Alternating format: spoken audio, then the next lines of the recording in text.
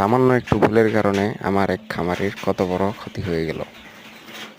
এখন হচ্ছে শীতকাল, আপনার মুরগিকে যদি আপনি ঠিক মতো তাপমাত্রা বা মুরগির যে পরিমাণ তাপের প্রয়োজন সেই পরিমাণ তাপ যদি না দিতে পারেন, তাহলে আপনি যত ভ্যাকসিনই করুন না কেন, যত ঠান্ডার ডোজই করুন না কেন, যত ভিটামিন খাওয়ান না কেন, মুরগিকে যে কোনো না কোনো রোগে আক্রান্ত করবেই।